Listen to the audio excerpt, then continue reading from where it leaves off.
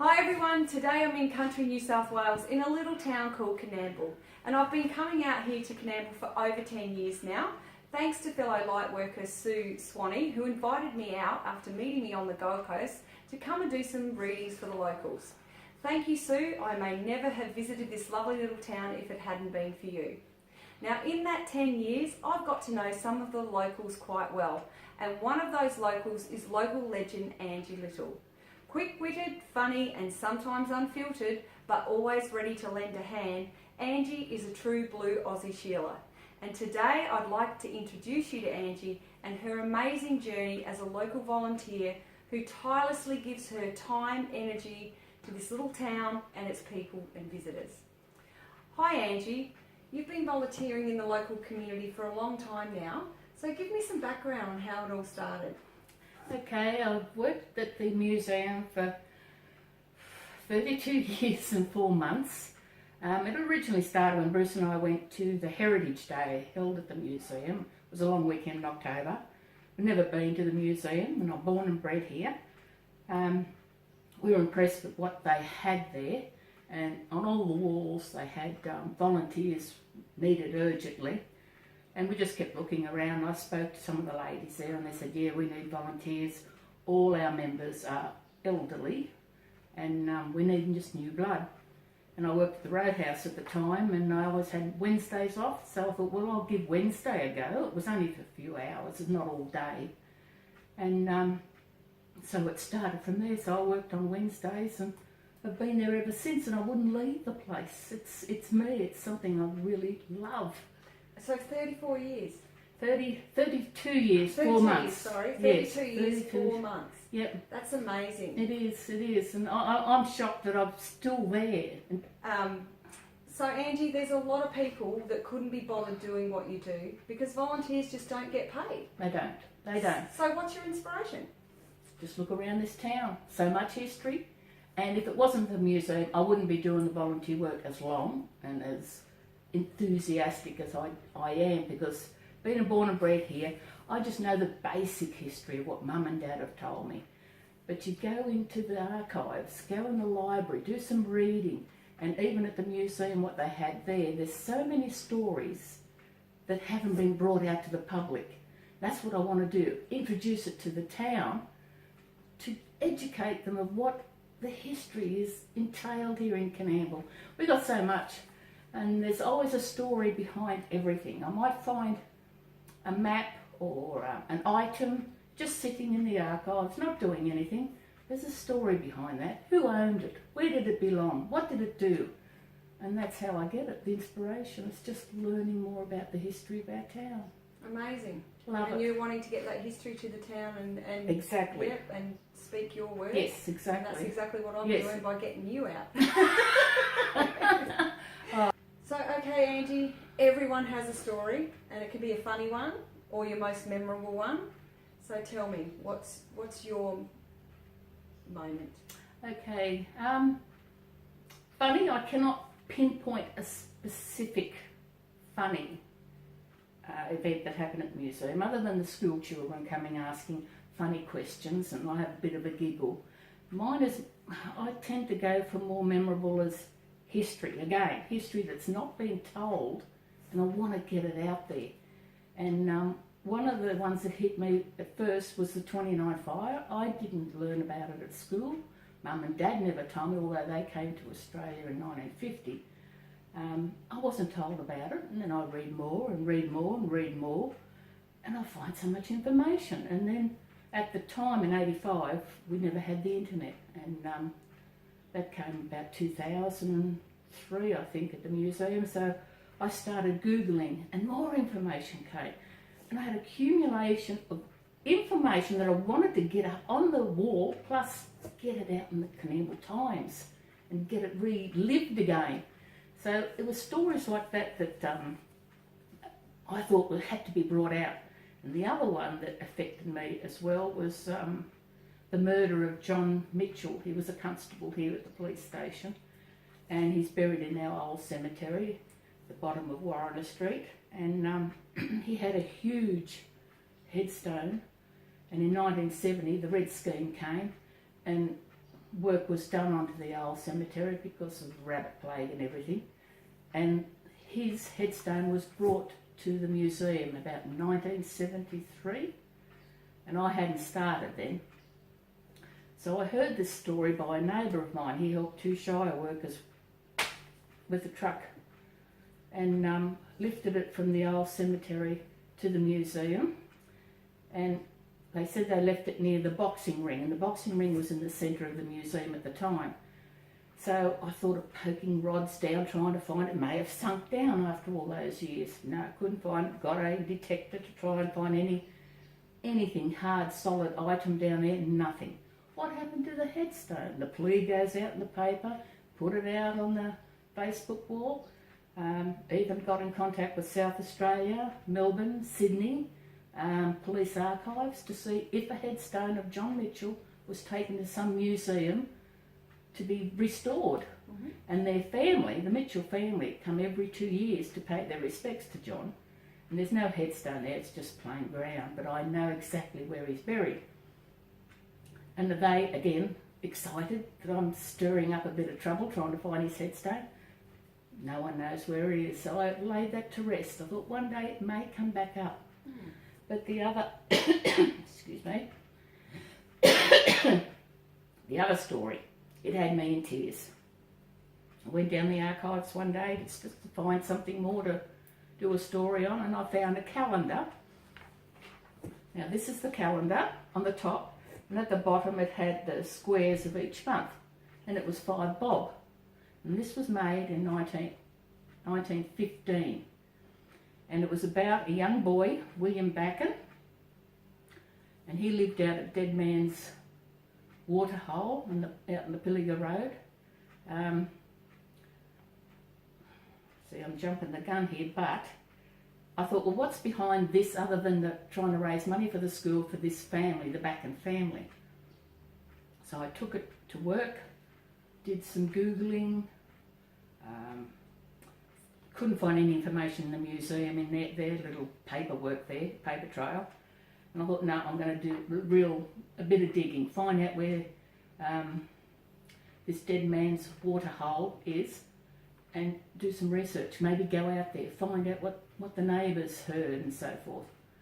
And so it was all about, it was a February, very hot day, when young William Baccon found his mother under the clothesline while she was hanging the clothes sort of thing, found her lying on the ground. The husband and eldest son were out of Corinda working, and they had 4 other siblings here. So all told she had 7 children, but I could only find living 5 children. And William Baccon found his mum lying on the ground. He tried to wake her up, wouldn't wake up, so he got a pillow, put it under her head, and with the sun beating down, he put a wet cloth over her face. She still wasn't moving. This happened in the morning, come 5 o'clock in the afternoon. He said, no, something's wrong, Mum's not waking up, we better go and get help.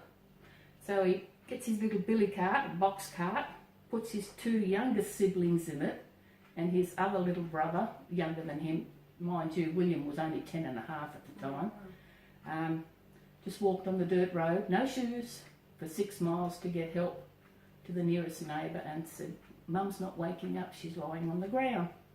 So the neighbours get on the horse and cart, drive out to find Mrs. Baccon lying there, and they realised she had passed away, and with the heat she was decomposing, and they called the minister from in Coonamble to go out, and the local chappie that builds buildings and so forth, he built a quick coffin made out of a back screen door and any timber he could find, just to make a coffin to put her to rest. And they'd buried her maybe 15 yards from the clothesline that she was laying under, and they planted some jonquil bulbs that they had in the garden on top of her grave. So in that time the boys were minded by the family, the neighbours, but the neighbours went to get the father and son at Corinda by horseback. There were no cars back then, and it alerted them that his wife and mother died. So he came back, did more arrangements, had to go and see. They didn't have the doctor there at the time, the minister that they brought out declared her dead and so forth. And, excuse me, the boys were put into homes, or the kids, the children were put in homes, not the eldest one. The eldest one stayed with the father, working. And to cut a long story short, when I did this story, I thought, whatever happened to William Baccon? And I've gone through Trove, which is a wonderful search engine, and there were records of him going out on his own. He wanted to be with the children at all times. If you're taking me, you're taking them, sort of thing. And he got a job and paid a bit of money, but the two littlest were billeted out to other people, and his little brother stayed with him. And I thought, now whatever happened to William? And the neighbours out there, the Ditchfields that owned the property at the time, said William had come back as an adult, came back to his mother's grave to attend to it, to mow around it, to keep it clean. And he did that for several years, and then all of a sudden he stopped coming. Several years later, he was married by then. I think he was working on a property called Nadu. He came back, but he paid for a headstone. And I'm sorry I didn't bring a photo of the headstone. It's huge. It's maybe a 4 foot high, 3 foot wide. Got a short story on a plaque, the dates, the little history of the property. It's quite interesting, and it's all fenced off, and it's still there, and the jonquils still grow today on that grave. Oh, wow. Then I thought, okay, where's William? Where's William? So I got word that he had a daughter who lived in Emerald. I rang Emerald Police Station. And I said, oh, have you got, I forgot her name now, she's married. Do you have this person living in Emerald? He said, yes, she lives at such and such a street. I said, would you have the phone number? Yes, I do. Great, I'll get onto it. So I got onto it and said, well, I found this story about young William, your dad, and I want to put a story up in the museum because it's affected me, and I'm like a dog with a bone. I've got to get to the bottom of this story. And she said, yeah, Mum and Dad have died. Oh dear, I thought, well, when did he die? 96. And I thought, damn, just a bit too short. I've left it too long. And I thought, no, bugger it, I'm going to take a week off work. I'm going to go to Emerald, and I'm going to try and find him. So I go to Emerald. I go to the cemetery. Can't find a William Baccon anywhere. So I go to the undertakers, and they said, oh yes, William's there. But I looked, I can't find him. He said he's buried next to his wife. And I didn't at that time have his wife's name. I never thought of getting it. And I found his wife's grave, and there's a spare plot next to her. He's buried there. No headstone, no marker, no idea that he's there. And so 2 weeks later when I get home, I get a letter in the mail. His daughter has given me William's diary.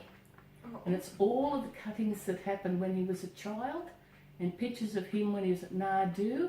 He was a tall, skinny man, frail looking, but that story hit home really bad. So I thought, no, that's the story I'm going to do, and I did it. And a friend of mine, Ian Haycock from Queensland, he saw this picture and he built a cart exactly like that, and I've got it as a prop with William's story in it. Oh, that's amazing. It was wonderful. And then I've got all the jonquils planted on the bottom, plastic ones. But yeah, that's the story that's most memorable that hit me here. Oh, that's Had me awesome. in tears. And you're a bit of a detective. Yes, my oath. My oath. That's Yeah. good. And all those sort of things would get missed if you That's don't it, bring them if you out. don't look. Yeah. And it's the same with the two gentlemen, they call them bushrangers, but they're murderers, that killed Constable John Mitchell. I followed their trail to the Angel Gap, to Gulgong, where they murdered more people, and they're buried in unmarked graves at Gulgong. You just got to, I love it. I just love chasing our history. That's It's awesome. great. Awesome. You're amazing. Thank you. When you pop your clogs, which I'm sure won't be for a while, No, What do you want to be remembered for? That's a hard one. I don't want to praise myself. You'd have to ask someone else. But for me, I just want to learn more about Coonamble. I want to bring our history out, so I'd like someone to say, that's the museum girl, she knows everything, she finds things. I want to be remembered really as that. I want to be remembered as being very knowledgeable, funny. I try and highlight a bit of funniness. I don't like a museum being drab, old and boring. I like a bit of humour in it as well. And sensitive. I get very emotional with some of the stories I find, and I thought, well, maybe that's why it didn't come out in public. People just don't want to hear sad stories, but there's always a story behind everything. Yeah. It's unreal. And I want to be a person who, I'm concerned that we as a community that we don't forget our history. I'm just so passionate of shaking people and say, don't forget Coonamble's history, there's so much here. And it's important that we pass all this information on the younger generation. I just wish they'd teach Coonamble's history at school. My days it was American history, and I didn't do history full stop, it was boring. But so much history here, and I've since found out my nephew's wife works at school, she's a history teacher. She teaches Coonamble's history in there. She chucks it in. Awesome. So I thought, great. And so the high school come over and see our history as part of their curriculum. But in one word, to remember me by, no, just, that's the museum lady. She knows it all. Bums on lock, she knows it all. I like that. I really like that. Thank you. Well, you're a lady who has certainly won my admiration. So thank you for talking to me today and sharing your story. And I really hope that the people of Coonamble cherish you as much as what I do. Oh, thank you, Julie. Much appreciated. Thank you for inviting me here. That's okay. So if you're passing through Coonamble, call in and say hi to Angie at the museum. She's truly a local legend, so give her a thumbs up and like this video. Send her some appreciation and support in a post. I'll put the details below. See you next time with another Aussie local legend. Oh, and don't forget to subscribe below to the channel so you don't miss out on the next one. Bye for now. Hooroo!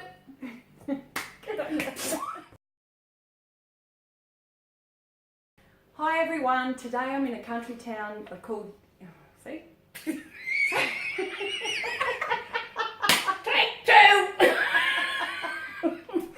So I stop up too. Okay, so then we just compose ourselves, we just keep running. Okay, Oh. yeah, we just compose ourselves and keep running. And then we just start again, okay, from where we left off. I'm definitely doing an outtake. Gotta do an outtake. Okay, right, okay.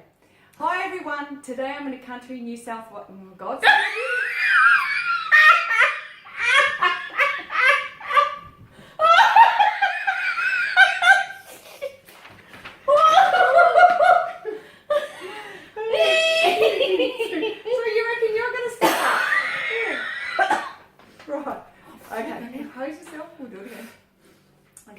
Okay, just So looking. hang on, I've got to ask you a question first. That was just a run through. Oh!